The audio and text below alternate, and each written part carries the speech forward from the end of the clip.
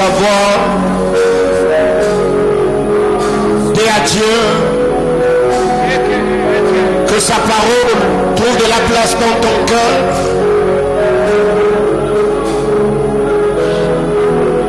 Et qu'après avoir entendu Dieu parler, que tu puisses souscrire à ce dessein. Alléluia. Je ne suis rien. Je ne suis rien sans toi. Je ne suis rien. Je suis rien sans toi. Je ne peux rien sans toi. Je ne suis rien. Je ne suis rien sans toi. Je ne peux rien sans toi. Je ne suis rien. Je ne suis rien sans toi. Je ne peux rien sans toi. Je ne suis rien sans toi. Je ne peux rien sans toi. Je ne suis rien sans toi. Je ne peux rien sans toi. Je ne suis rien sans toi. Je ne peux rien sans toi. Je ne suis rien sans toi.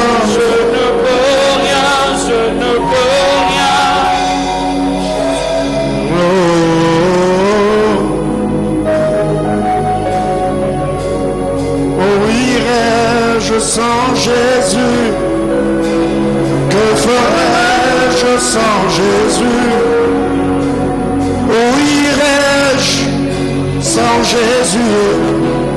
Que ferais-je sans Jésus? Où irais-je sans Jésus? Que ferais-je sans Jésus? Où irais-je sans Jésus? Que serais-je sans Jésus? Où irais-je? Que serais-je sans toi? Où irais-je? Que ferais-je sans toi? Que serait mon histoire si on m'enlevait Jésus? Que serait mon histoire si on m'enlevait Jésus? Si c'était à refaire, moi je choisirais Jésus. Abba Père, parle-nous ce soir. Je prie avec le Saint-Esprit que cet enseignement conscientise de plus en plus l'Église. Il est dit dans ta parole, David en son temps, après avoir servi au dessein de Dieu, il se reposa avec ce Père. Seigneur éternel, à ce que je sache, nous ne sommes pas en tourisme sur la terre des hommes. Nous sommes là et continuons, Seigneur éternel, Dieu de gloire, d'être comptés parmi les vivants, parce que tu as un programme avec chacun d'entre nous. Abba Père, je prie au nom de Jésus. Aide-nous à comprendre, Seigneur éternel, ce à quoi nous sommes appelés. Et donne-nous la force, Seigneur éternel, Dieu de gloire, de nous appliquer corps, âme, esprit, en travaillant, Seigneur éternel, Dieu de gloire, pour l'accomplissement et la réalisation de tes desseins glorieux.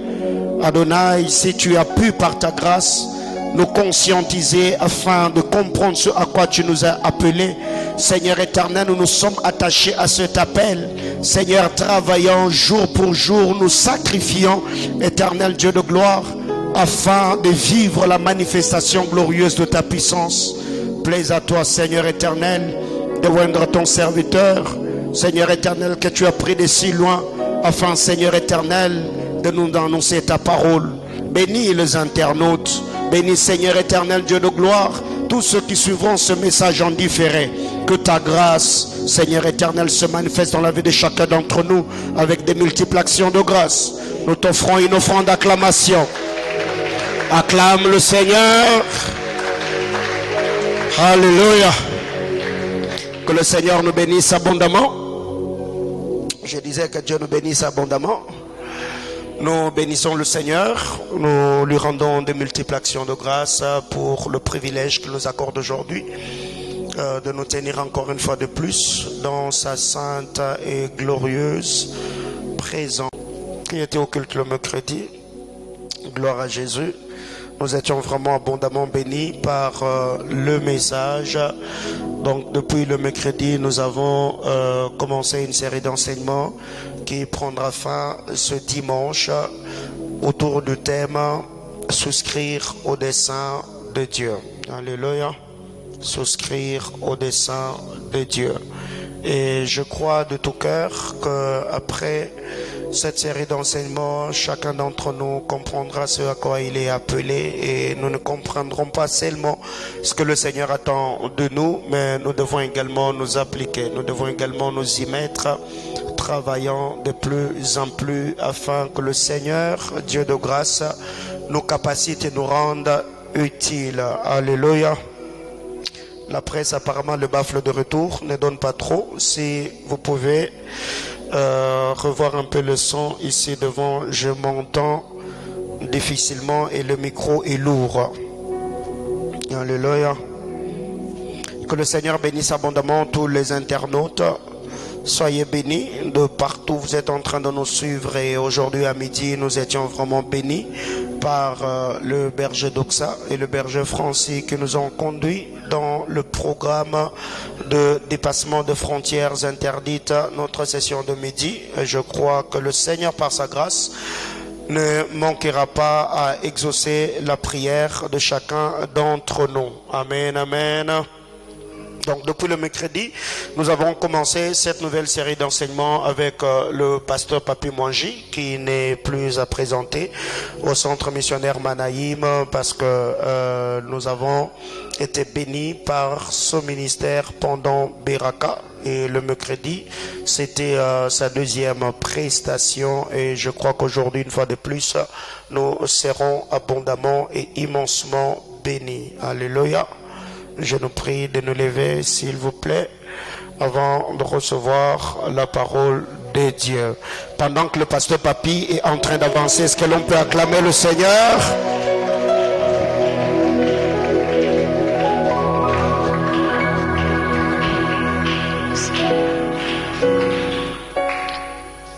Seigneur, je viens te dire encore merci.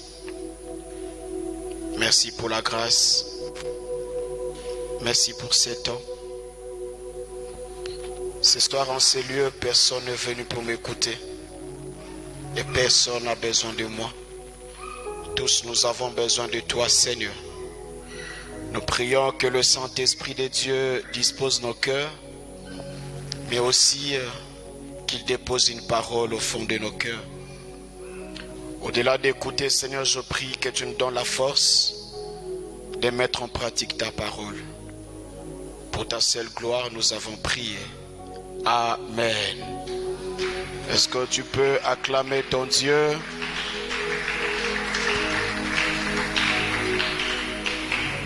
Que le nom du Seigneur soit béni. Aujourd'hui, on aura beaucoup de chiffres. Je tiens à dire merci au pasteur, au prophète Paulin pour la grâce. Quelqu'un a dit, la chair est chère et on ne sait lâcher qu'à une personne chère.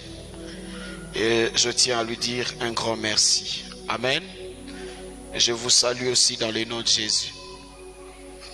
Je salue maman Chantal, le frère Christy et tout le monde. Amen. J'aime cette église. Malheureusement, je ne sais pas rester là.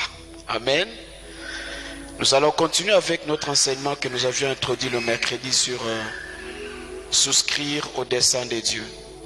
Et le mercredi, nous avons essayé par la grâce de Dieu de définir les deux concepts qui, mis ensemble, ont formé le sujet. Nous avons défini souscrire comme étant donner son adhésion, donner son aval, accepter. Et on a eu à définir la vision comme étant les projets, comme étant un plan de Dieu, comme étant la volonté de Dieu. Et lorsque Dieu nous demande de souscrire à son dessein, il veut simplement que nous, chrétiens, puissions adhérer à sa vision. Alléluia. Que nous puissions accepter la volonté de Dieu, mais surtout vivre cette volonté-là. Et ce soir, nous allons continuer. Je vais nous proposer des lectures. Et au fur et à mesure que nous allons avancer, on lira d'autres références bibliques. Avec tout le respect que je vous dois, est-ce qu'on peut être debout? Nous allons lire Actes des Apôtres, chapitre 27, les versets 23 à 24. Et nous lirons aussi Hébreux, chapitre 12, le verset 1er. Je lis pour nous Acte 27. La Bible dit: un ange du Dieu à qui j'appartiens et que je sers m'est apparu cette nuit et m'a dit: Paul, il faut que tu comparaisses devant César. Et voici, je t'ai donné tous ceux qui naviguent avec toi. Alléluia. Je t'ai donné tous ceux qui naviguent avec toi. Hébreux chapitre 12, le verset 1er, il est dit: nous donc aussi, puisque nous sommes environnés d'une si grande nuée de témoins, rejetons tout fardeau et les péchés qui nous environnent si facilement et courons avec persévérance dans la carrière qui nous est ouverte. Amen. Que Dieu nous bénisse. On va reprendre nos places. Bien-aimés dans le Seigneur, j'aimerais que nous puissions retenir une chose ce soir, c'est que le voyage que devait effectuer l'apôtre Paul n'était pas un voyage parce qu'il avait prévu. Ce voyage, il ne le faisait pas parce qu'il voulait aller à Rome. Il devait effectuer ce voyage parce que c'était la volonté de Dieu. Le Seigneur a dit: il faut que tu arrives à Rome. Il faut que tu comparaisses devant César. Retenez que, frères et sœurs, au-delà du fait que ce voyage était la volonté de Dieu, le Seigneur avait prévu, avant que Paul n'arrive à Rome, que certaines personnes qui ont connu l'apôtre Paul, Saul à son époque, qui ont connu son histoire et ce qu'il était en train de faire à l'église et aussi aux chrétiens, et voir cet homme changer le discours, le Seigneur voulait à ce que, avant qu'il n'arrive à Rome, chemin faisant, que certaines personnes se rendent compte que Dieu est capable de transformer une vie. Parce que Paul était connu et réputé comme étant quelqu'un qui maltraitait l'église et qui maltraitait le chrétien. Retenez que, frères et sœurs, Dieu vient lui dire: il faut que tu arrives à Rome, et là il faut que tu comparaisses. Et Dieu souligne quelque chose de très important. Il lui dit: c'est vrai que tu es prisonnier dans ces navires, mais tous ceux qui sont avec toi dans ces navires dépendent de toi. Alléluia. J'aimerais que nous puissions nous imaginer un peu la responsabilité qui était de Paul. Il n'était pas le propriétaire de ces navires. Il n'était pas là comme étant commerçant parce que les gens voyageaient pour faire des commerces. Mais Paul était dans ces navires comme prisonnier. Mais Dieu vient dire à un prisonnier que tous ceux qui sont dans ces navires dépendent de toi. Alléluia. Alléluia. Simplement parce que déjà l'apôtre Paul avait souscrit au dessein de Dieu. Il avait dit: Seigneur, j'abandonne le judaïsme et j'accepte ce que tu me dis. J'entre dans ce que tu m'as montré comme vision. Je veux le faire. Prisonnier d'après les hommes, un homme libre d'après Dieu. Prisonnier d'après les hommes, mais quelqu'un qui devait amener plusieurs à adhérer à la vision du Seigneur. Alléluia. On va revenir. Mais regardez ce que Hébreux 12 est en train de dire. Hébreux 12, le chapitre 1er, le Seigneur s'adresse par l'auteur de cet épître à ceux de son époque, mais il s'adresse aussi à vous et moi aujourd'hui. Il dit: nous aussi, parce que nous sommes environnés d'une si grande nuée de témoins. Alléluia. Il est important que nous puissions comprendre, frères et sœurs, je me suis posé des questions de savoir pourquoi Dieu a permis à ce que cet épître soit écrit. Pourquoi et pour quelles raisons? Je ressors 4 raisons pour lesquelles Dieu a permis à l'auteur de l'épître aux Hébreux d'écrire cet épître, et particulièrement le chapitre 12. La première raison, frères et sœurs, pour laquelle Dieu a permis à ce que l'épître soit écrit, simplement parce que les hommes et les femmes qui avaient accepté d'abandonner le judaïsme pour embrasser la vision de Jésus, ces gens-là étaient persécutés.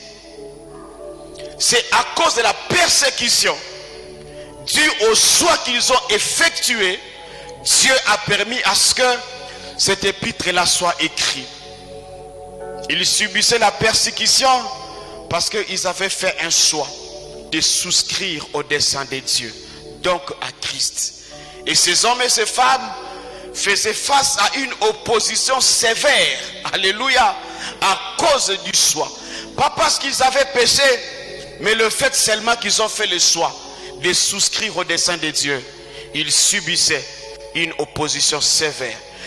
La deuxième raison pour laquelle cet épître a été écrit, c'est parce que ces hommes et ces femmes couraient les risques de mal interpréter leurs souffrances et de se dire, si nous souffrons aujourd'hui, c'est un signe que Dieu est mécontent de nous.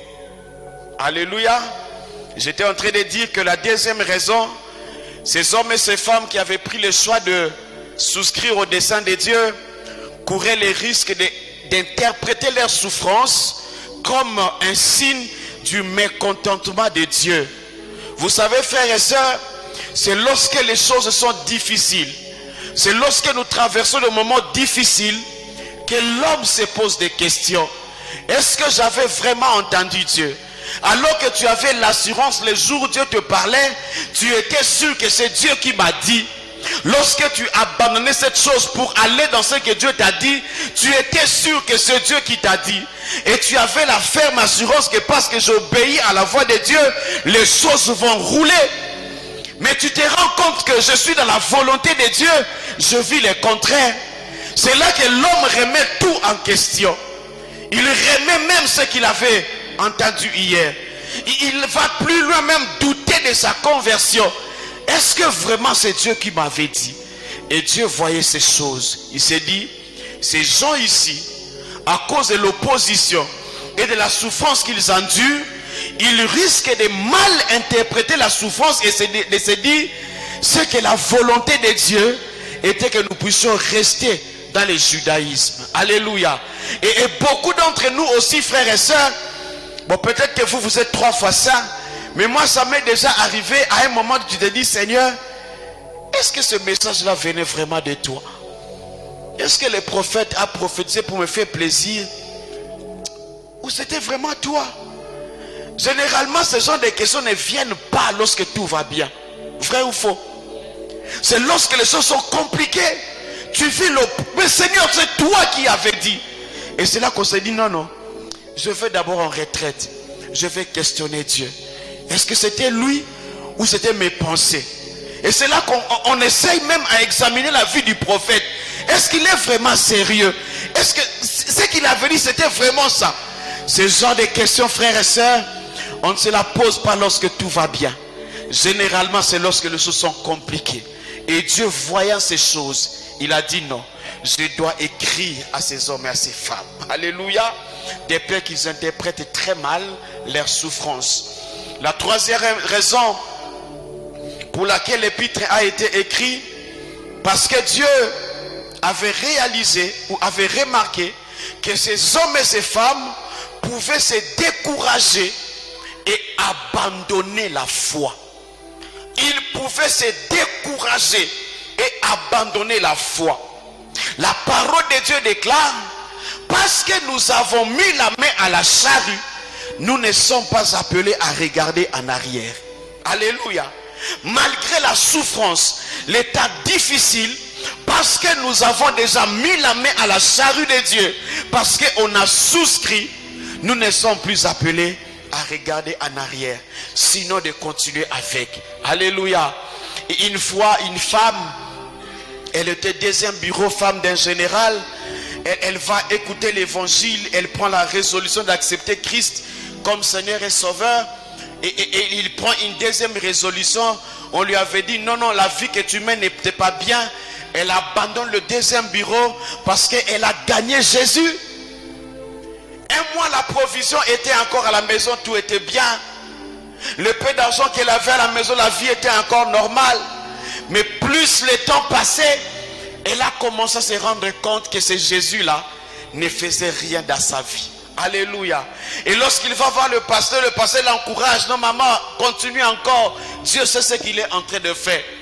La vie était devenue dure pour cette femme. Un jour elle s'est dit, je vais aller quand même voir cet ex-mari que je lui demande l'argent. Le général lui a dit, mais que ton Jésus te prenne en charge. Alléluia. À un moment il s'est dit, non, non. C'est comme si la personne qu'on m'a dit là n'était pas vraie. Et à cause de la souffrance, elle a accepté de rentrer et être deuxième bureau. Alléluia. Pourquoi? Parce que elle n'avait pas compris que lorsque nous souscrivons au dessein de Dieu, il n'y aura pas que du rose, frères et sœurs. Vous savez, lorsque la rose pousse, la personne qui va vouloir cueillir une rose doit aussi accepter d'affronter les épines. Alléluia. Il y a aussi des épines, frères et sœurs. Les temps difficiles peuvent arriver. Mais ces temps difficiles ne doivent pas nous amener à retourner en arrière. Parce que la Bible dit, on a mis la main à la charrue, nous ne sommes pas appelés à regarder en arrière. Alléluia. Quatrième raison pour laquelle le Seigneur a écrit cet épître, c'est parce qu'il avait remarqué que ces gens-là étaient prêts non seulement à retourner dans le judaïsme, mais ils étaient prêts à retourner dans des pratiques et des cérémonies des autres fois. Or ces choses-là ne rendaient pas gloire à notre Dieu. Alléluia.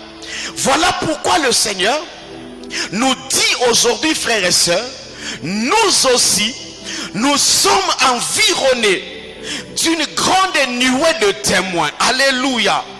Ces grandes nuées de témoins, frères et sœurs, ne veut pas dire que c'est des personnes qui sont là en train de regarder ce qui se passe sur la terre des hommes. Non. Ces nuées de témoins, ce sont des hommes et des femmes qui ont eu à faire ce que nous faisons aujourd'hui, mais qui sont déjà décédés, partis.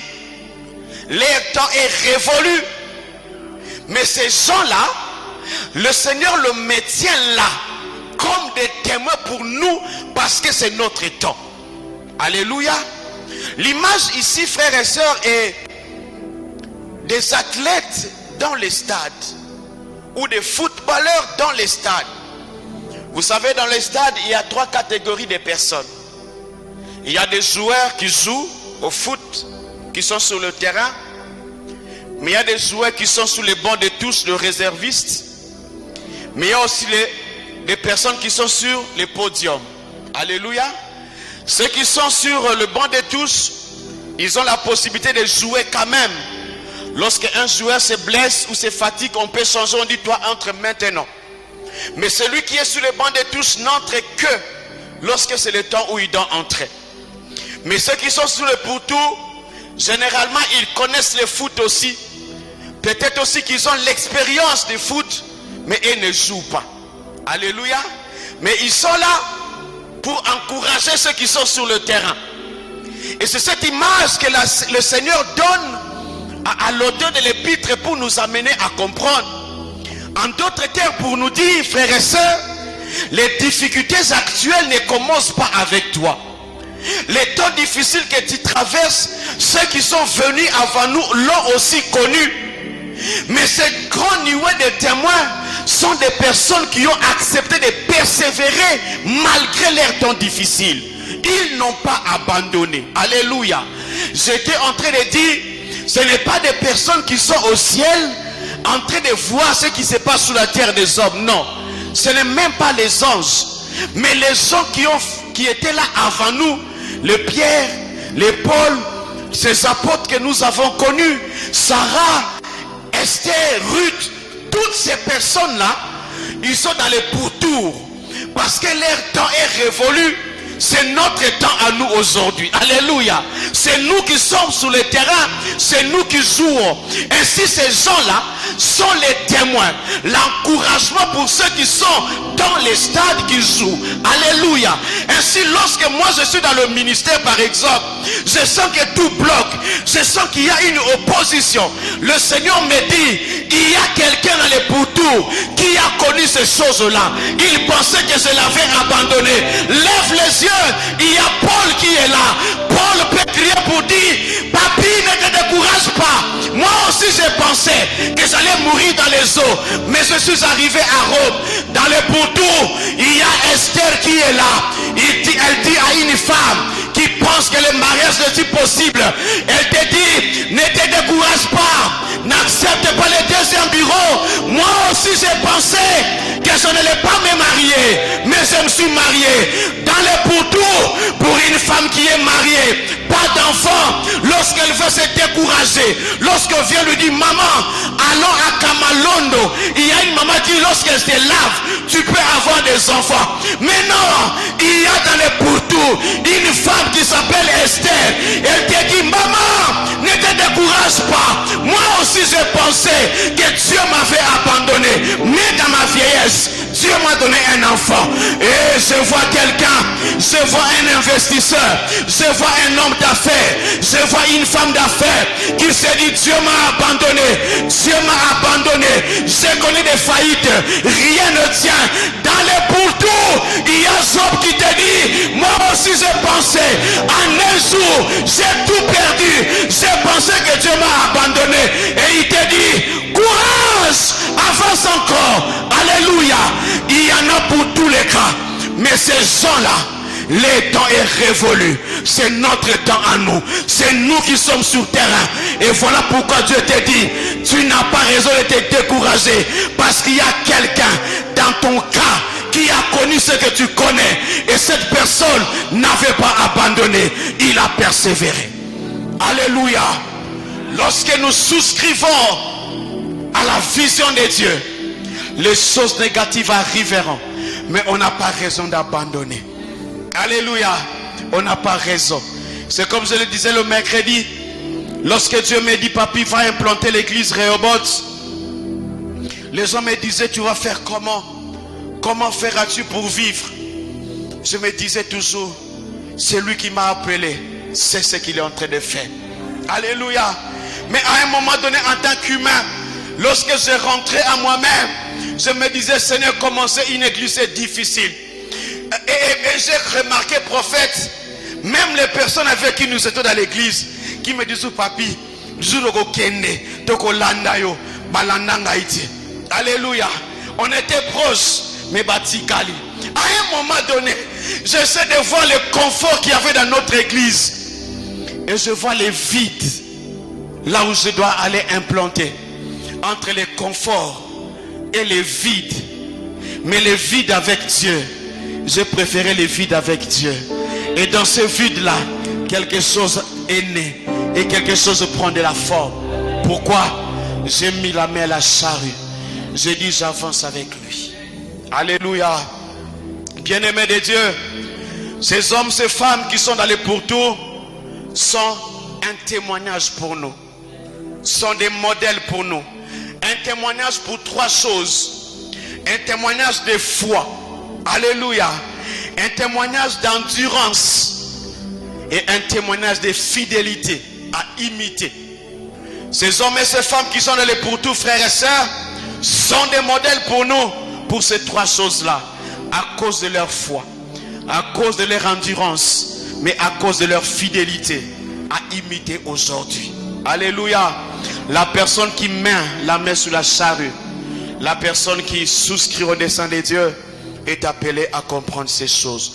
Bien-aimés dans le Seigneur, en méditant cette parole, je trouve trois choses qui sont vraies dans la vie de toute personne qui souscrit au dessein de Dieu. Trois choses. Et nous sommes appelés à les retenir, à les comprendre. La première chose, c'est que La vie chrétienne, la vie d'une personne qui a souscrit est une course qui exige la discipline et l'endurance. La vie chrétienne, lorsque nous souscrivons au dessein de Dieu, nous nous engageons à une course. Et cette course-là exige la discipline et l'endurance pour ne pas abandonner mi-chemin. Pourquoi la discipline et l'endurance? Parce que sur ce chemin-là, il y a l'adversité qui va s'élever. Et lorsqu'on n'est pas endurant, on tombera.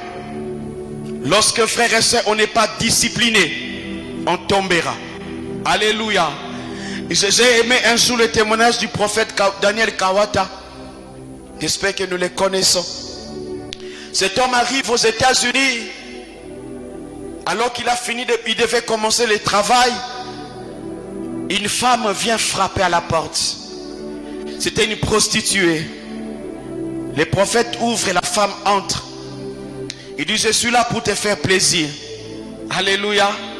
Le prophète n'avait pas une réponse donnée directe à la femme. Il dit, il est allé, il a ouvert les rideaux de sa chambre. Et au bas de l'hôtel, il y avait des enfants de rue qui étaient là. Et il dit à cette femme, viens voir.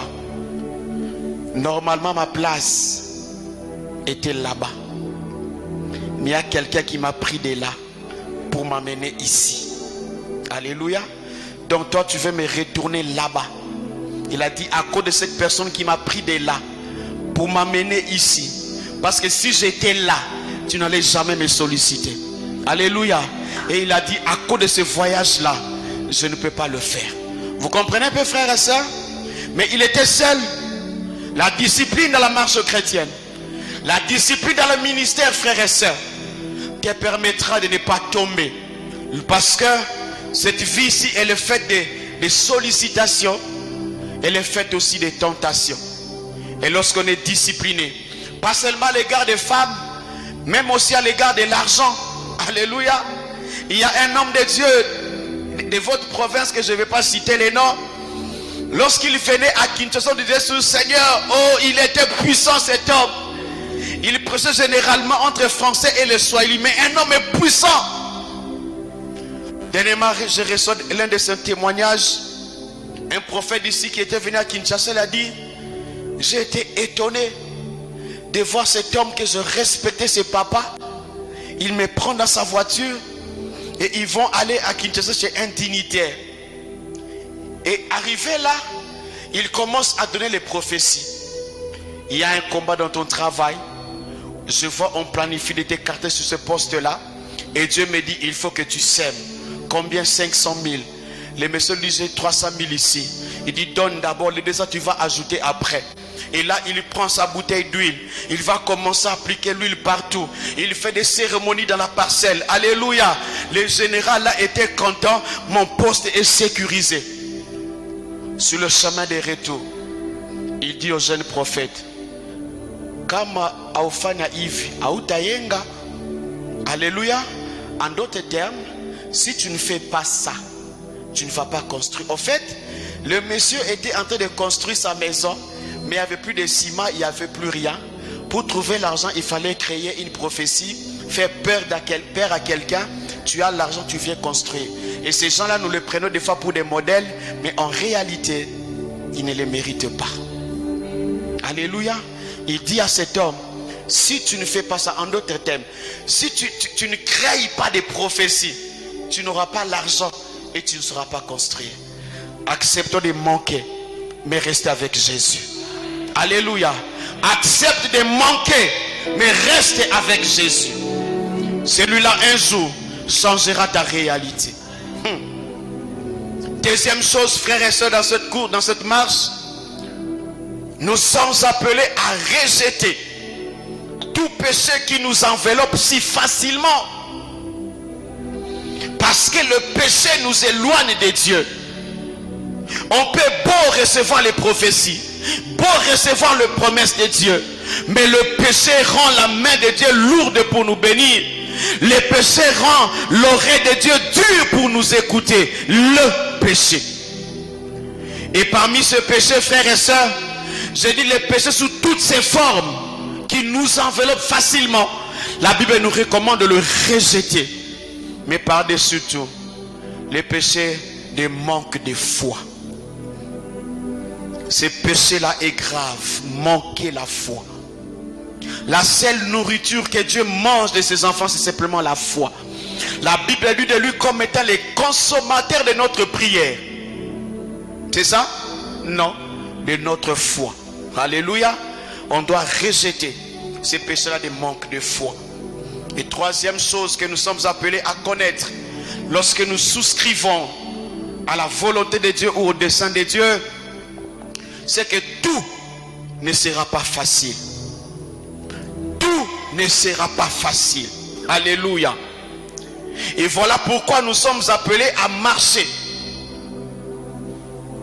avec la persévérance au milieu des épreuves, des tentations et des sollicitations. Alléluia.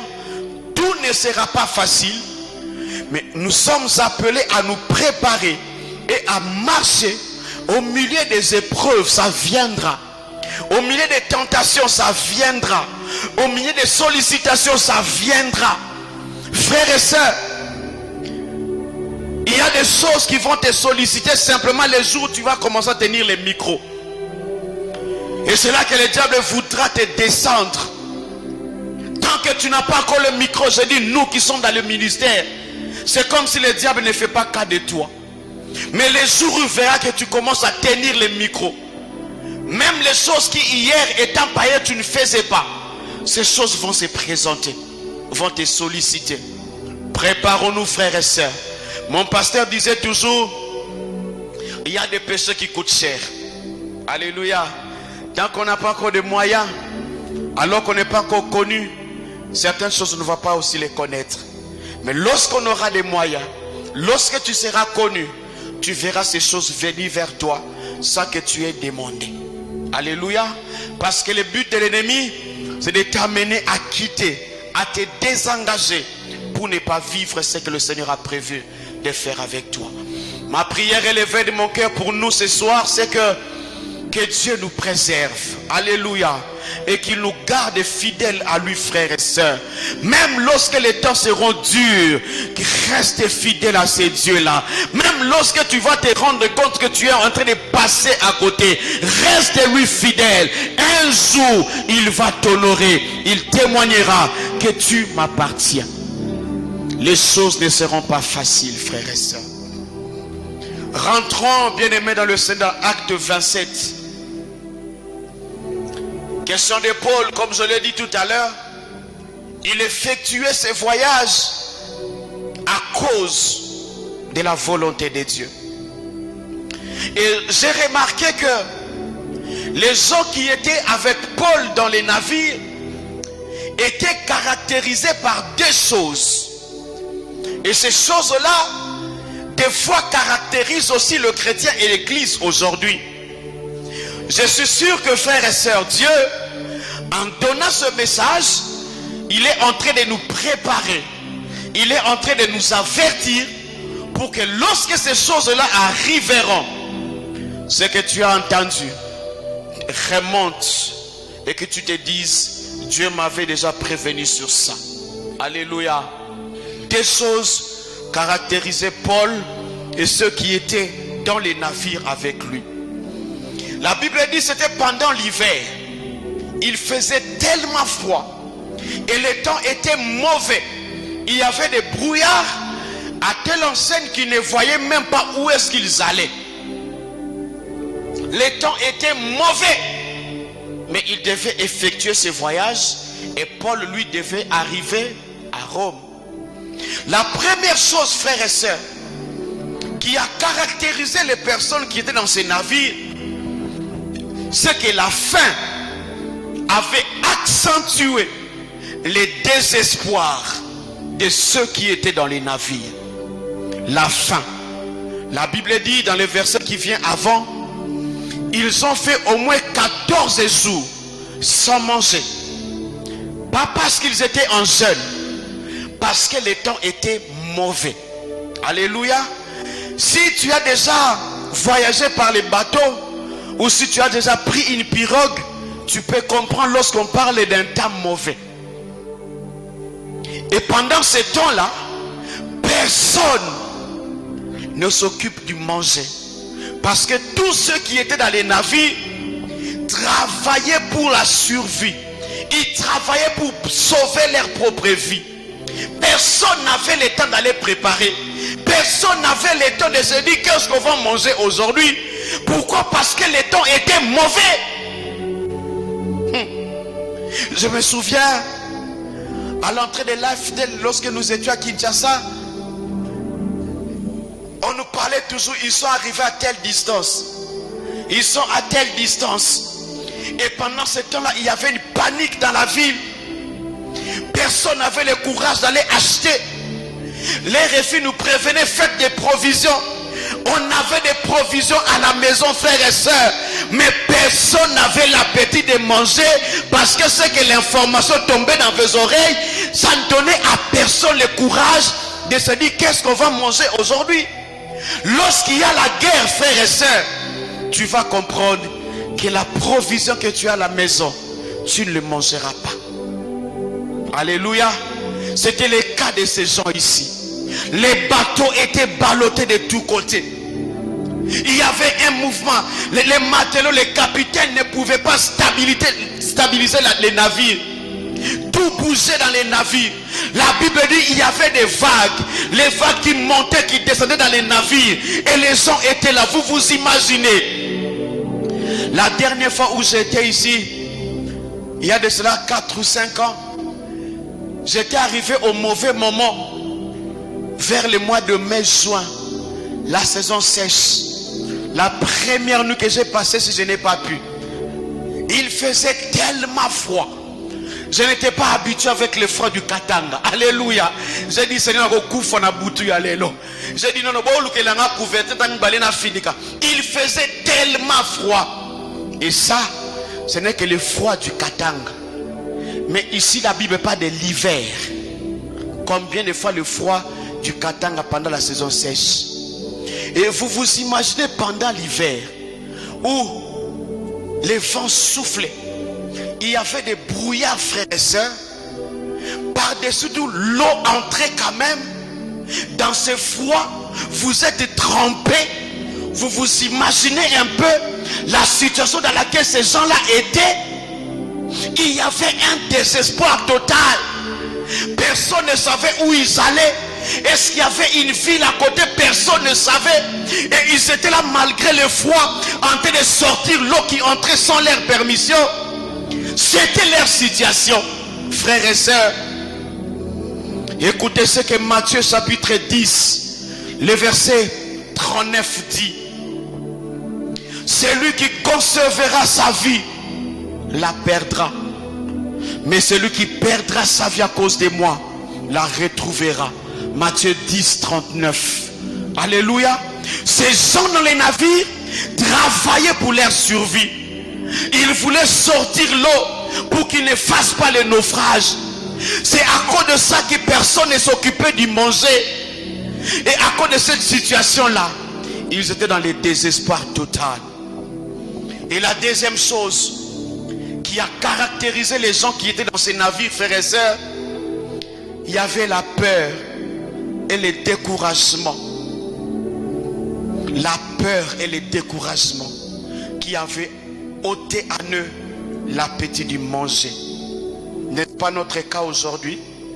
Lorsque tu regardes ta vie, lorsque tu regardes ta famille, lorsque tu regardes la conjoncture, tu te dis, je suis mal barré.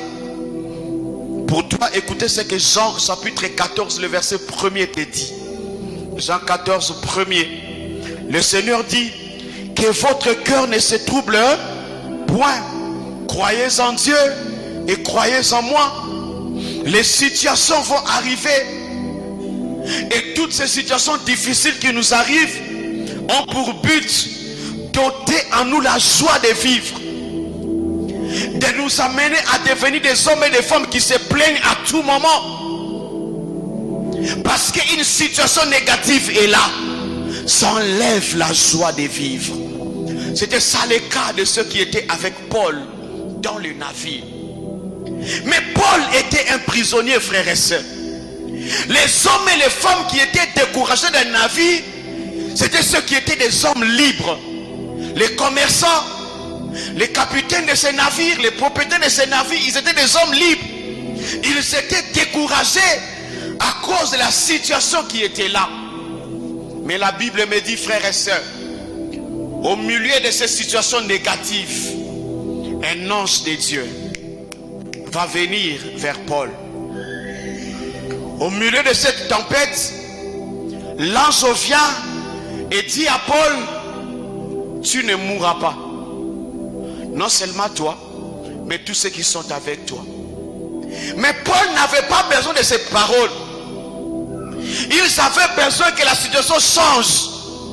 Ils avaient besoin que la situation soit stabilisée. Mais l'ange qui vient apporter le message n'avait pas pour mission de stabiliser la situation de ces navires. L'ange qui était venu, frères et sœurs, vers Paul n'était pas là pour créer un couloir pour que les rayons solaires arrivent vers le navire. La Bible dit, ça faisait beaucoup de jours qu'ils n'avaient même pas vu les rayons solaires parce qu'il y avait du brouillard. Le temps était tellement mauvais. Mais l'ange, lorsqu'il est venu, j'aurais encore accepté, là où il passait, que le couloir reste quand même libre, même pour Paul, que les rayons soleil puissent ne fût-ce que réchauffer Paul. Mais Dieu n'a pas fait ça. Il a laissé Paul et tous ceux qui étaient dans les navires dans les mêmes conditions. L'ange est venu, il apporte un message et l'ange est reparti. Mais tu pars comment? Pourquoi ne changes-tu pas ma situation? Ça arrive, frères et sœurs, que tu traverses des moments difficiles. Dieu déplace un prophète, il déplace un homme de Dieu pour venir te dire, voilà ce que Dieu m'a dit. Mais ce messager-là n'a pas pour mission de changer ta situation. La situation va rester comme telle, mais tu mets toi, tes oreilles sont nourries par un message que tu as entendu de Dieu. Alléluia, par un message. Lorsque nous souscrivons à la volonté de Dieu, ça peut arriver que Dieu nous garde dans une situation pas bonne, mais dans cette situation-là, il te fait parvenir quand même sa volonté, ce qu'il pense de toi. Cela ne veut pas dire qu'il t'a oublié, non. Il te connaît. Et j'ai déjà remarqué, prophète, que généralement, Dieu nous envoie ce genre de message que lorsque les temps sont durs, lorsque Dieu commence à réaliser que la foi va faillir, pour t'encourager, il vient te donner un message. Je ne sais pas si ça vous est déjà arrivé, frères et sœurs. Tu es sur ton lit la nuit, jusqu'à 2h du matin, tu n'as pas sommeil, parce que tu es en train de réfléchir sur la vie. Et tu te dis le lendemain matin encore, ça sera la même chose. Tu ne sais pas comment faire. Et Dieu se rend compte que le découragement a pris place. Dieu se rend compte que tu veux abandonner. Bizarrement, cette nuit-là, tu fais un songe que les choses ont changé. Cette nuit-là, Dieu vient te révéler certaines choses. Tu es parti au lit avec pleurs et grincements dedans, tu te réveilles le matin. La situation n'a pas changé. Mais ce que Dieu t'a montré la nuit ramène le sourire dans ton... Vrai ou faux? Pourquoi Dieu le fait? C'est lorsqu'il constate que ta foi veut faillir, tu veux t'abandonner. Il dit non, non, je dois l'encourager. Mais il t'a maintenu dans la même situation, frères et sœurs. Mais le sourire est revenu. Ça, c'est ce que mon Dieu sait faire. Et voilà pourquoi je l'aime quand même. Un homme de Dieu a dit famille. Il nous connaît. Alléluia. Mais regardez, frères et sœurs, l'ange vient, il donne un message et l'ange est parti. La Bible dit c'est au milieu du désespoir que l'ange est venu. Quel était le message que l'ange a amené? Un message d'espoir. Et la parole de Dieu me dit, l'apôtre Paul va se lever au milieu du désespoir qui avait pris place dans la vie de ceux qui étaient avec lui dans le navire. Et là, Paul donne deux messages à ces gens-là. Premièrement, c'était un message de rappel dans la douceur. Il dit à ces gens-là, il avait fallu que vous puissiez m'écouter. Parce qu'avant qu'il ne quitte la Crète, Paul avait dit, le temps est mauvais, ne partons pas. Mais comment écouter un prisonnier? Alléluia. Comment écouter les conseils d'un prisonnier? La parole de Dieu me dit, frères et sœurs, que la sagesse du pauvre est méprisée. Paul était comme un pauvre dans le navire. Il leur disait la vérité, mais sa condition ne permettait pas à ceux qui étaient avec lui d'écouter son conseil, parce qu'il était prisonnier. Il leur dit, il avait fallu que vous puissiez m'écouter. Si vous m'aviez écouté, on n'allait pas connaître tout ce que nous connaissons ici. C'était le premier message que Paul livre à ceux qui étaient avec lui dans le navire. Malheureusement, personne n'avait écouté ce message. Maman, je suis en train de voir quelqu'un ce soir. Tu es peut-être l'aîné de la famille, mais parce que tu n'as pas de moyens, personne ne t'écoute dans la famille. Alléluia.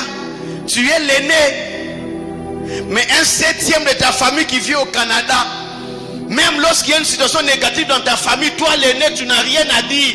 Parce que ta situation là, tu peux seulement donner un conseil, mais qui n'est pas suivi de moyens. On peut dire non, c'est là. C'est lui qui est au Canada nous dit ce qu'on doit faire. Pourquoi? Parce qu'ils se disent, lui il a les moyens. Mais ce n'est pas grave, frères et sœurs. Aujourd'hui, méprisez mes conseils parce que je n'ai rien. Mais le temps arrivera, je ne serai pas encore au Canada, je serai toujours ici au Katanga. Mais vous allez me chercher, vous aurez besoin de mes conseils, parce que vous allez vous rendre compte, non, au-delà de l'argent, lui il a Dieu. Ce qu'il dit, c'est ce qui se fait.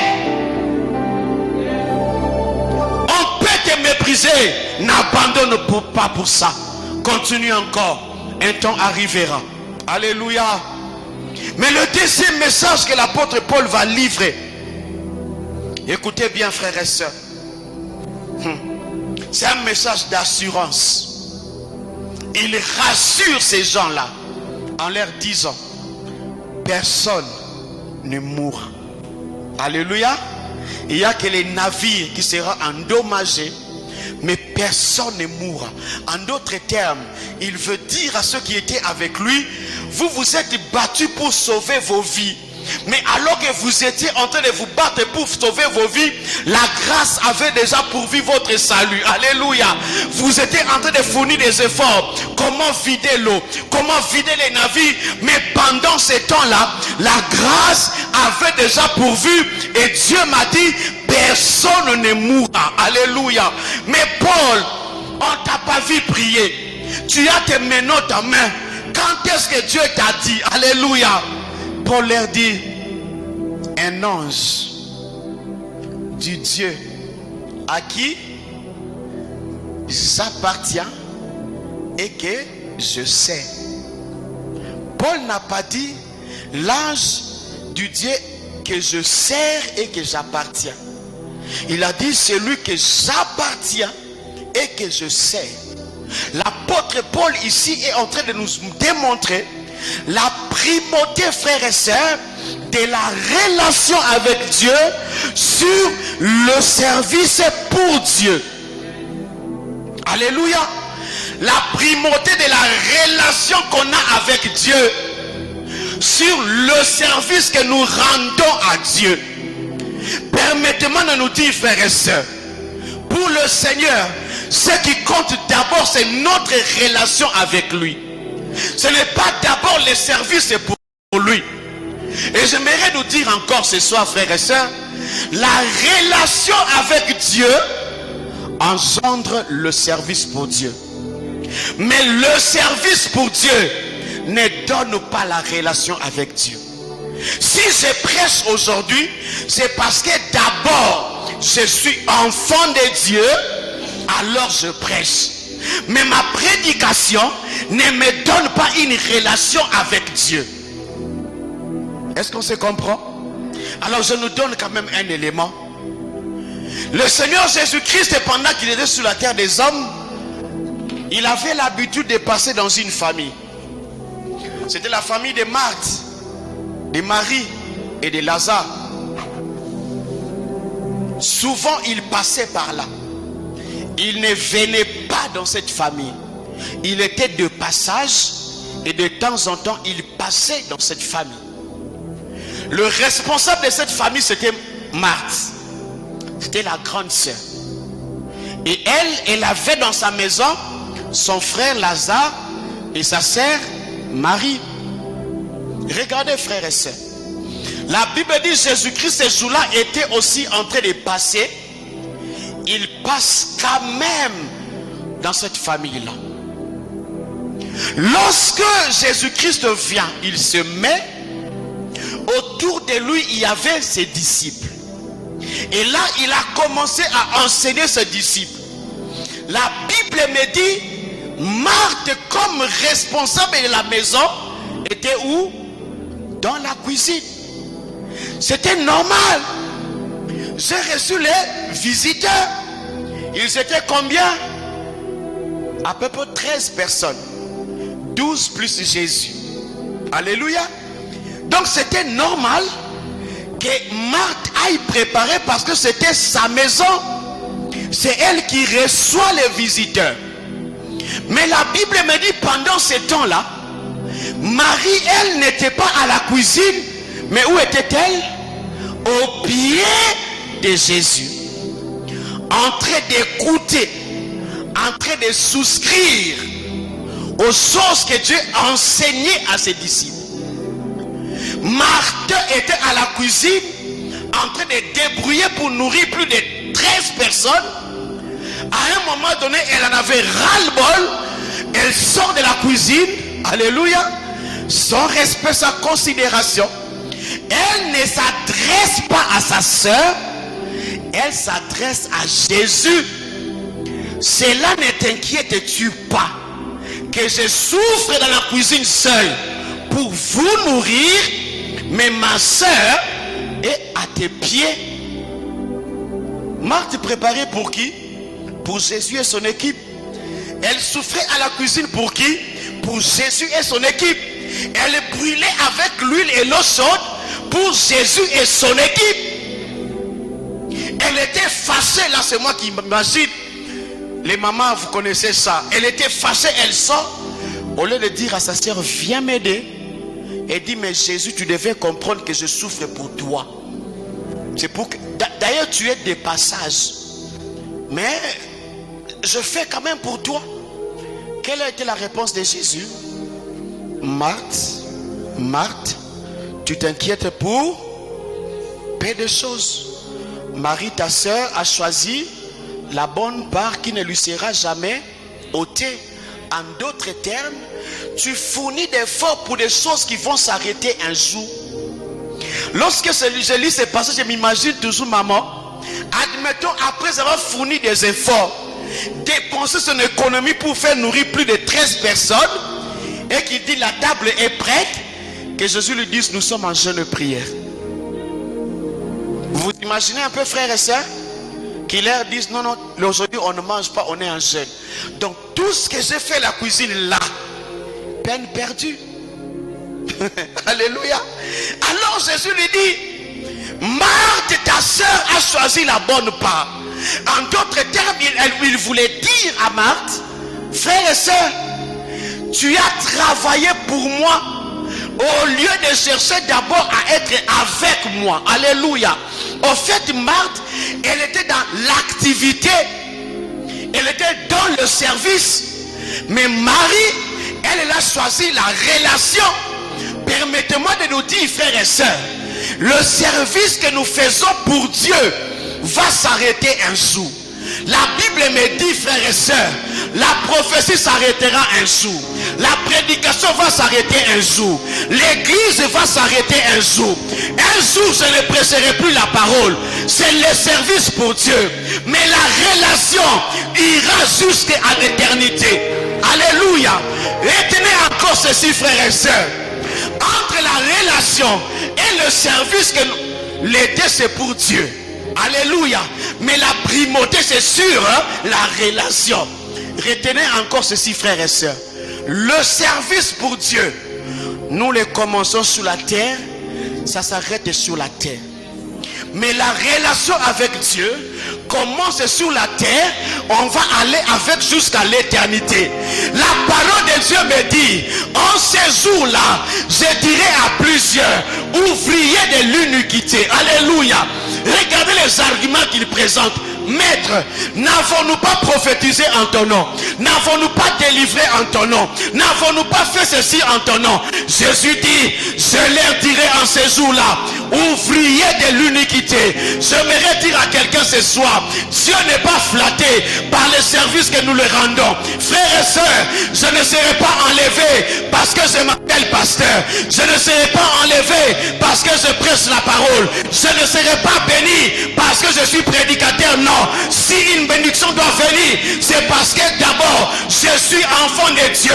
Dieu, lorsqu'il me regarde, il ne me regarde pas comme d'abord pasteur, il me regarde comme son enfant. Parce que la chose que Dieu a besoin, c'est notre relation avec lui. Oh, c'est comme ça, frères et sœurs.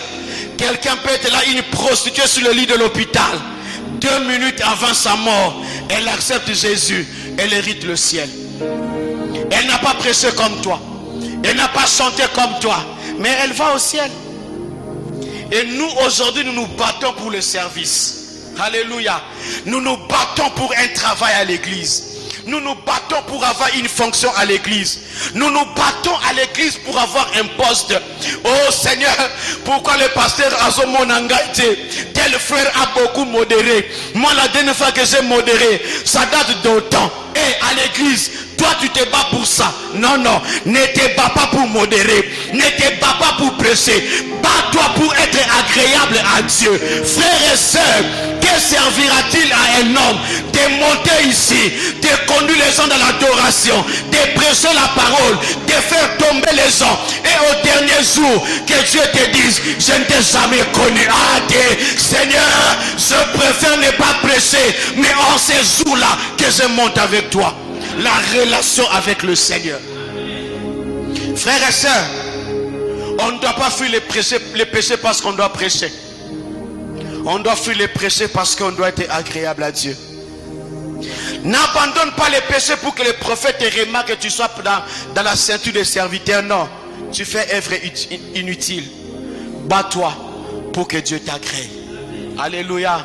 Parce que le travail va s'arrêter. Ceux qui sont dans les pourtours, ces grands témoins-là, ils ont fait des choses comme nous. Ils ont fait même plus que nous. Mais à un moment donné, le temps était fini. Ils se sont arrêtés. Alléluia. Lorsque moi je prie, je dis toujours à Dieu, Seigneur, je ne veux pas être d'abord un serviteur. Je ne veux pas être d'abord un pasteur. Je veux être d'abord un enfant de Dieu. Parce que Jésus ne reviendra pas récupérer les pasteurs. Lorsque l'avènement des fils de l'homme se fera, la première catégorie qui montera, ce ne sera pas les serviteurs de Dieu. Alléluia. Ça ne sera pas les serviteurs de Dieu. Que ce soit pour les vivants ou les morts en Christ. D'abord ceux qui étaient en Christ. Il y a des pasteurs qui resteront. Prophète, j'aime toujours m'imaginer ces jours-là. Je suis en train de prêcher comme aujourd'hui. Et puis pouf, Jésus revient. Si j'étais prêt, le micro va tomber et je monte. Mais si je n'étais pas prêt, je resterai avec le micro. Mais il y aura des hommes qui partiront. Alléluia. C'est que les hommes qui vont rester avec les pasteurs qui est resté, ils vont taper les pasteurs. Donc pendant tout ce temps ici, tu nous as menti, toi-même tu n'es pas parti. Alléluia. Je m'imagine toute cette scène-là, frères et sœurs, ces jours-là. Voilà pourquoi battons-nous. Parce qu'il n'y a pas de temps. Personne ne sait quand est-ce que Christ reviendra. Personne ne sait, frères et sœurs. On n'a pas beaucoup de temps. Battons-nous pour qu'à son avènement, que tu ne restes pas. Alléluia. Alléluia. Que tu ne restes pas. Bien-aimés dans le Seigneur, comme je l'ai dit tout à l'heure, l'ange n'avait pas pour mission de dissiper la tempête ou de changer les temps. Non, la mission était d'amener un message. Paul, voilà ce que Dieu m'a dit. Amen, l'ange est parti. Dieu a laissé Paul dans cette même condition-là. Alléluia.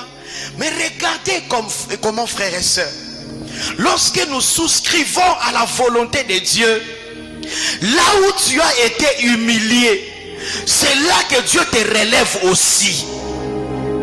Alléluia. Le Seigneur Dieu a commencé à faire des choses avec Paul dans les navires où il était prisonnier. Il n'avait pas un mot à dire. Dans ces navires-là, Dieu a commencé à faire des choses.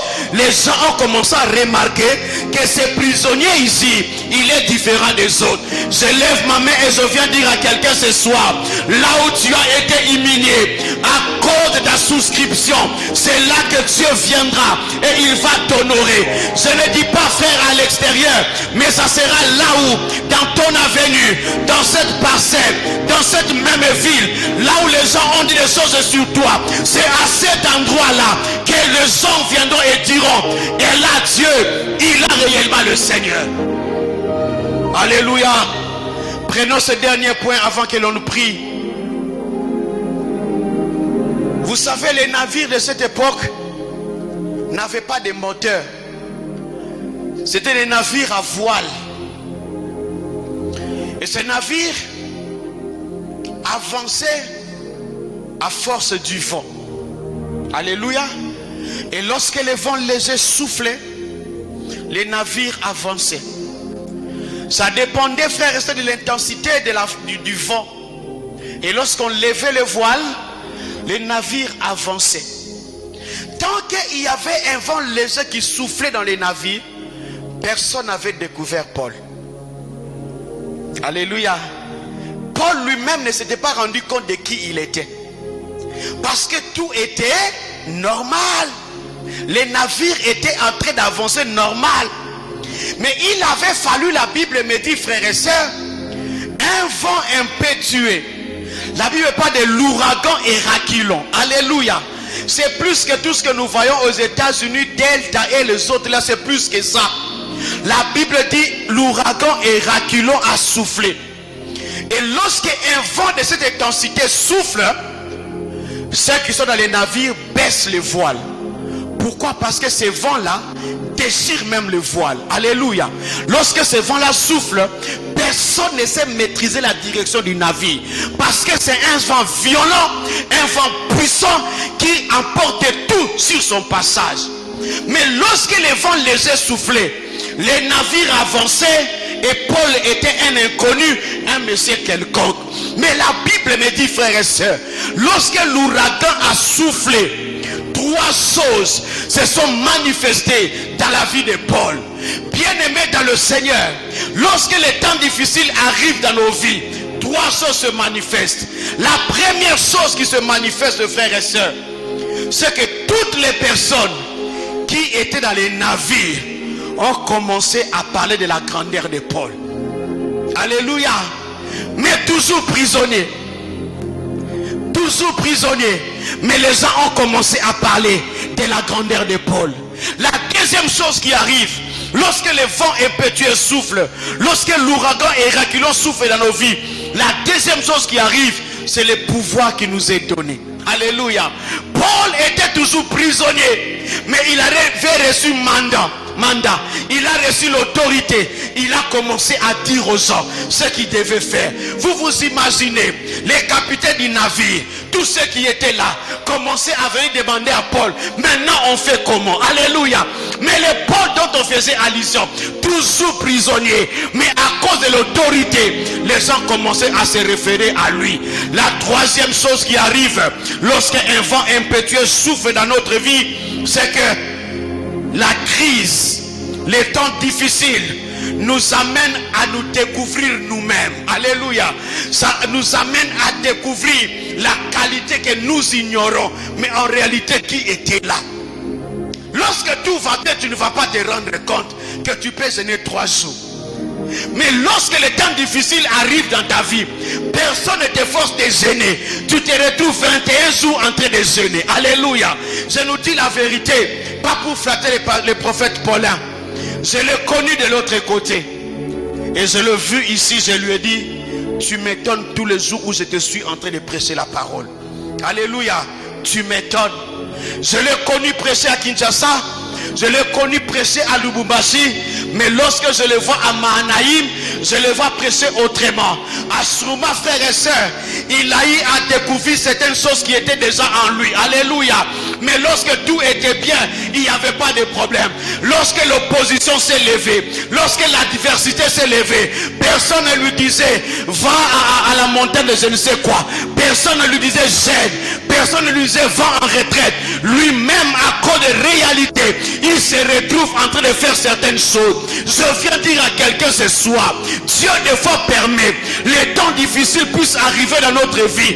Il veut nous amener à nous découvrir nous-mêmes. Alléluia. Bien-aimé dans le Seigneur, permets à Dieu de t'amener à te découvrir. Ce soir, le Seigneur a un plan avec toi. Il te dit, souscris à mon dessein. Je sais ce que je veux faire avec toi. Je sais où je veux t'amener. Je sais ce qui va arriver. Voilà pourquoi il t'avertit en avance. Lorsque ces choses-là arriveront, tu te souviendras que le pasteur Papi était passé au mois de février. Nous avait dit ça. Je ne cède pas. Je vais avancer avec le Seigneur. Que Dieu te bénisse.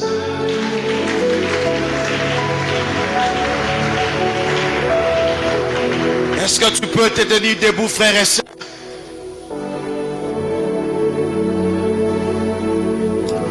J'aimerais ce soir que tu rentres en toi-même. Rentre en toi-même ce soir, frère et sœur. Tu sais où tu en es avec ces dieux. Tu connais ce que Dieu t'a dit et des choses que tu traverses. Peut-être que ce soir tu es déjà découragé, abattu, parce que tu te dis que Dieu m'a menti. J'aime toujours dire, si Dieu n'a pas menti à Abraham, s'il n'a pas menti à Isaac et à Sarah et aux autres, il ne va pas inaugurer les mensonges chez toi.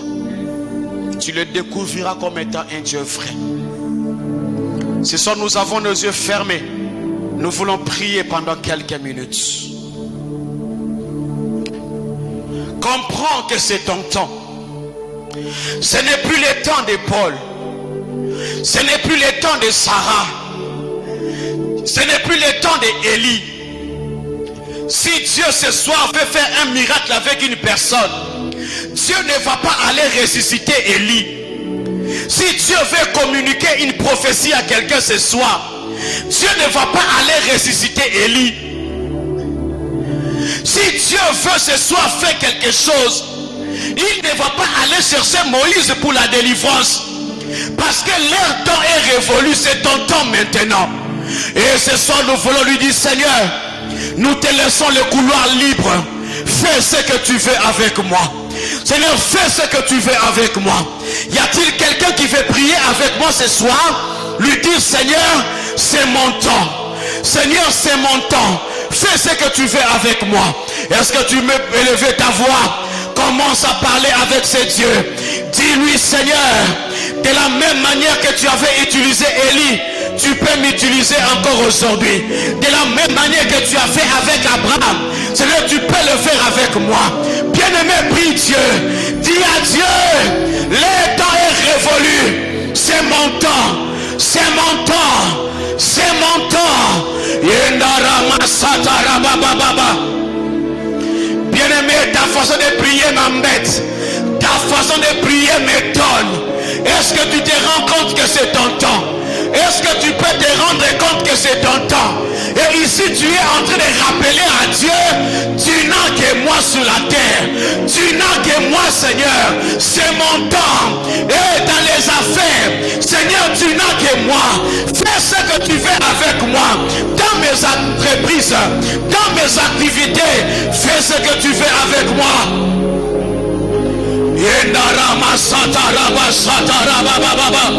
Oh, lorsque le Seigneur voulait ramener à la vie une armée d'Israël, il avait pris Ézéchiel. Est-ce que tu peux comprendre ce soir? Ézéchiel ne reviendra plus. C'est avec toi que Dieu va faire ces choses. Lorsqu'il y aura besoin de la résurrection direction. Dieu ne va pas ramener Ézéchiel. C'est avec toi qu'il va le faire. Lorsque le Seigneur voudra fendre la mer en deux, lorsqu'il voudra une délivrance, il ne va pas ramener Moïse. C'est avec toi. C'est avec toi. Dis à Dieu ce soir, c'est mon temps.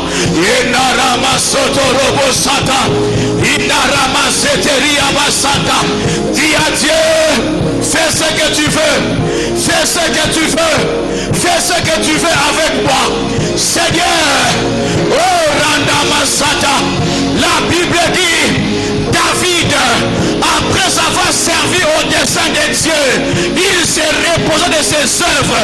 Dis à Dieu, moi aussi je vais te servir, parce que c'est mon temps dans mon mariage, c'est mon temps dans la maternité, c'est mon temps dans les affaires, c'est mon temps dans les ministères, c'est mon temps. Est-ce que quelqu'un comprend que c'est son temps? Bien-aimé, tu n'es pas éternel. Ce temps ici, c'est pour toi. Si tu rates ce temps ici, demain, ça sera le temps de quelqu'un d'autre. Maintenant, là, c'est ton temps. Dis à Dieu, Seigneur, je ne veux pas passer à côté. Renama Sotorobo Sata. Yenarama Seteria Basata. Ça, 2022, c'est mon temps. Je veux vivre ce que toi tu m'as dit. Je ne veux pas passer à côté. Dis à Dieu, Seigneur, si tu as besoin de quelqu'un, je suis là. Si tu as besoin de délivrer, je suis là. Tu as besoin de donner une prophétie, je suis là. Si tu as besoin d'un commerçant efficace, je suis là. Si tu as besoin d'un entrepreneur puissant, je suis là. Voilà pourquoi nous voulons chanter pour dire, Seigneur, j'ai laissé ma maison, j'ai laissé ma maison pour venir te chercher, pour venir te chercher. N'attends pas les chants, commence à parler, commence à parler.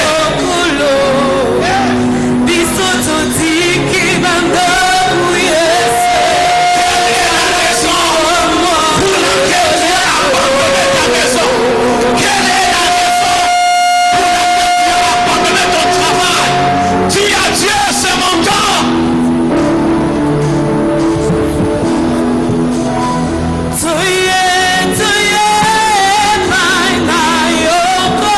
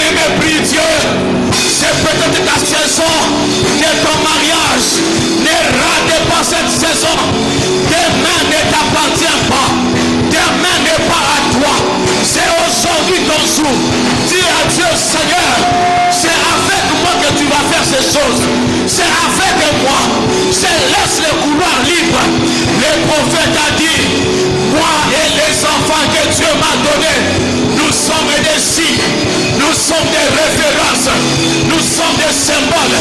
Dis à Dieu, Seigneur, je vais être un signe dans cette vie de Lubumbashi.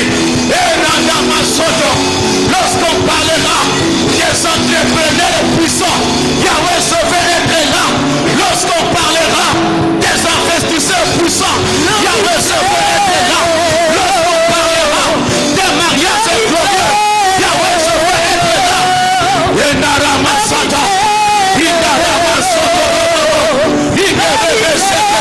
Parce que c'est mon temps. C'est souci au dessein de Dieu. C'est souci au dessein de Dieu. 2023 ne m'appartient pas. 2023 n'est pas à moi. Mon temps c'est maintenant.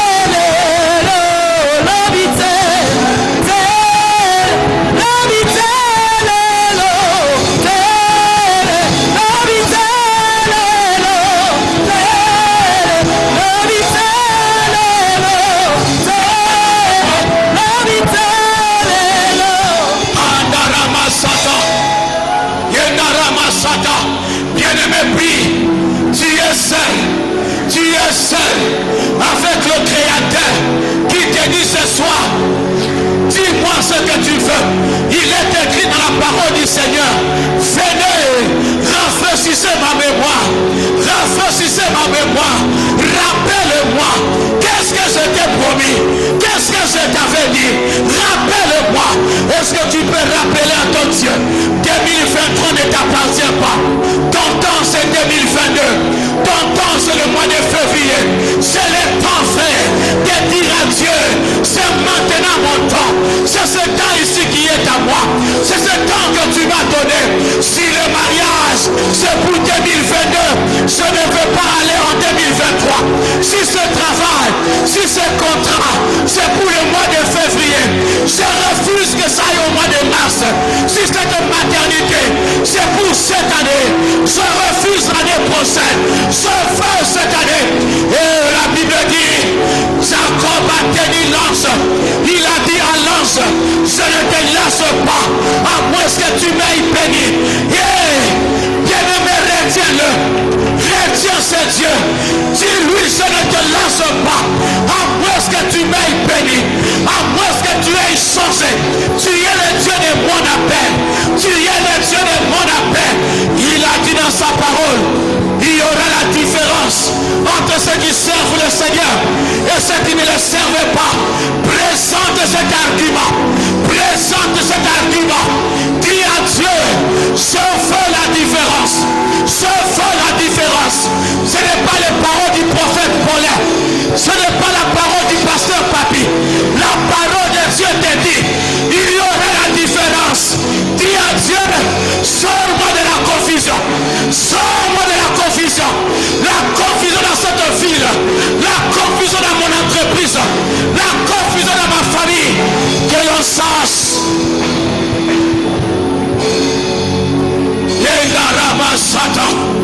Écoutez, frères et sœurs.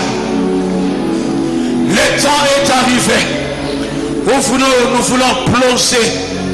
Où nous voulons plonger dans sa présence. La Bible dit, il y a fait guérison miraculeuse lorsque l'ange agitait l'eau. Mais pour ce jeune homme de 38 ans, il couvre-feu au ciel. Dieu a dit à l'ange, aujourd'hui tu ne descends pas. Pour le cas de celui-là, moi-même je descends. Le temps est arrivé de faire des miracles secs. Le temps est arrivé où l'Esprit de Dieu est déjà à l'œuvre en ces lieux. Tu n'as pas besoin que l'eau soit agitée. Parce que ce soir, il n'est pas question de l'eau. Il n'est pas question d'un ange. Il est question de ton Dieu.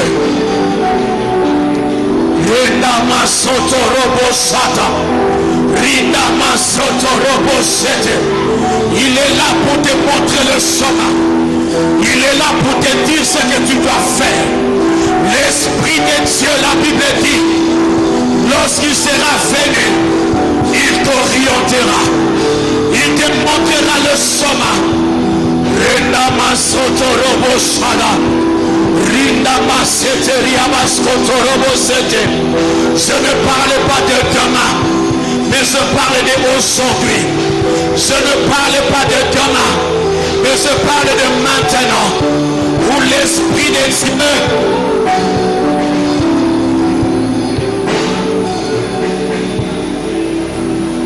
Rindama sotorobo shata. Rindama sotorobo shata rabasete. Parce que c'est ton temps.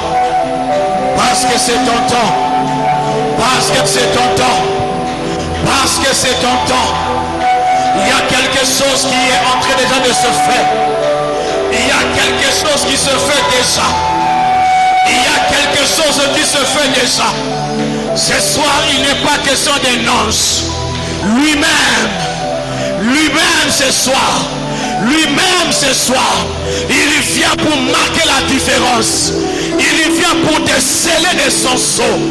Il est venu pour marquer sur ton front le sceau pour te dire que c'est maintenant le temps de Dieu. Aradama sotorobo saka. Indarama sotorobo sakaraba sete. Indarama sotorobo sata.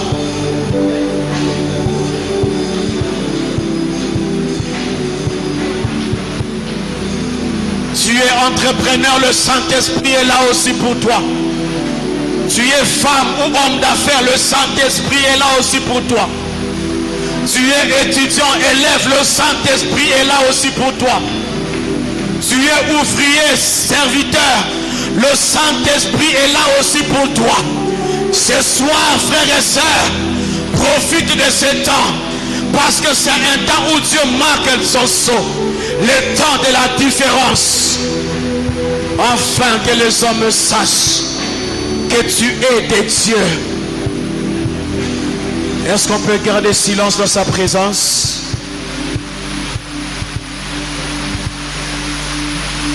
Gardez silence 1 minute.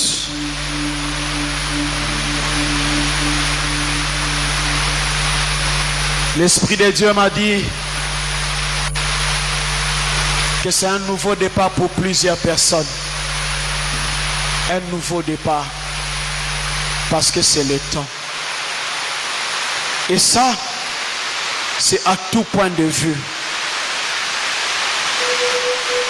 Un nouveau départ. Avec la permission du prophète, j'aimerais prier avec cette maman qui est habillée en noir. Maman.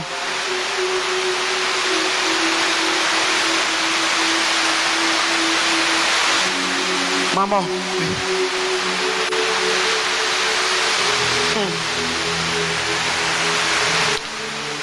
Des fois on s'étonne comment ces choses se feront. Ce sera lui seul qui le fera avec toi. Et dans cette église, tu es importante. Il y a des choses qui vont se faire avec toi. Reçois maintenant cette faveur. Reçois maintenant cette faveur. Dieu m'a dit c'est le temps où beaucoup de gens viendront à Christ par toi, maman. Reçois la grâce. Dieu n'a plus besoin aujourd'hui d'une Esther. Il n'a plus besoin aujourd'hui de Ruth. Il a besoin de toi. Reçois la grâce et comprends que c'est ton temps. Comprends que c'est un temps où il y aura la différence. Dans le travail que vous allez faire de ramener beaucoup de gens à l'église et dans la vie de Dieu, tu trouveras aussi une consolation et une bénédiction sur ce chemin-là. Car il est dit qu'il est beau le pied de ceux qui annoncent l'évangile. Qu'il est beau. Reçois cette faveur. Au nom de Jésus. Au nom de Jésus. J'aimerais, mon frère en jaquette noire, Et ma soeur en bleu. Oui. Moi, je ne vous connais pas. Je ne vous connais pas. Seigneur, je le présente seulement devant toi. Parce que c'est un temps nouveau qui commence. Un nouveau départ dans ce qu'ils vont faire ou dans ce qu'ils font déjà. Un nouveau départ. Comment ça va se faire, ce n'est pas votre problème. Faites-lui confiance. Je prie le Dieu de mon appel. Il m'a dit, tous ceux qui viendront pour une solution. Que Dieu soit votre solution pour ce temps nouveau. Recevez cela dans le nom de Jésus. Que la grâce de Dieu soit votre partage dans tout ce que ses mains feront. Que la grâce de Dieu soit votre partage dans le nom de Jésus. Est-ce que tu peux acclamer ton Dieu? Papa?